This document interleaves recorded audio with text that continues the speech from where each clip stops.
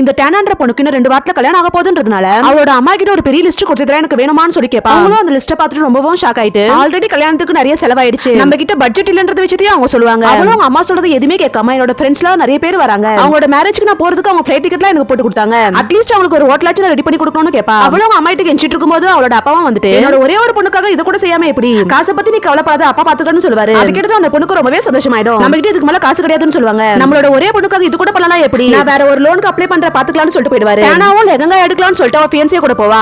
அவளும் அவங்க கிட்ட நம்ம சீக்கிரமா போயிட்டு அந்த 5 lakhs லெஹங்காவை எடுக்கணும்னு சொல்லிட்டு இருப்பா. அவளோட ஃபியன்ஸே ரொம்பவும் ஷாக் ஆயிட்டு 5 lakhs லெஹங்காவை கண்டிப்பா எடுத்தே ஆகணுமான்னு கேட்பா. எப்படி ஒரு வாட்டி தான் நம்ம போட போறோம், அதுக்கு நம்ம இவ்வளவு செலவு பண்ணணும்னு கேட்கும்போது கேட்டது அவளோ ரொம்பவே கடுப்பாடி நீ எங்க அம்மா மாதிரி பேசாத வா போலாம்னு சொல்லிட்டு கூட்டு போயிடுவா. அடுத்த நாள் காலைல ப்ரீ வெட்டிங் ஷூட்டிங்காக 1 lakh அவங்க அப்பாயிட்டே கேட்டுட்டு இருப்பா. அம்மாவும் அதுக்காக எதுக்கு 1 lakh கேக்குற, ஆனாவும் அவளோட அம்மா கிட்ட அம்மா 1 lakh வெறும் அட்வான்ஸ் தாமா, 2 இன்ஸ்டால்மெண்ட்க்கு நம்ம 1 lakh கொடுத்தாதான் வீடியோ போட்டோஸ்லாம் கொடுப்பாங்கன்னு சொல்லிட்டு ரொம்ப சோகமாவும் ஆயிடுவா. அவ சோகமாகறது அவங்க அப்பாவும் பார்த்துட்டு வெட்டிங் ஷூட்லாம் கேன்சல் பண்ணாத நீ போயிட்டு வான்னு சொல்லுவாரு. நாள் காலையில டேனாவும் ப்ரீ வெட்டிங்காக கிளம்பிட்டு இருப்பா. அவளோட ஃபியன்ஸாவை வீட்டுக்கு பிக்கப் பண்றதுக்காக வரும்போது அனாவோட அம்மாவும் அப்பாவும் 65 lakhsக்காக லோன் அரேஞ்ச்மென்ட்காக நிறைய பேர்ட்ட போன்ல பேசிட்டு இருப்பாங்க. எங்கயுமே ரெடி பண்ண முடியல, என்ன பண்ணலாம்னு சொல்லிட்டு 2 பேரும் பேசிட்டே இருக்கும்போது அவளோட ஃபியன்ஸே உள்ள வந்துருவான். அவனும் அவங்க பேசுனத கேட்காத மாதிரி அவனை கூட்டிட்டு உள்ள போயிடுவாங்க.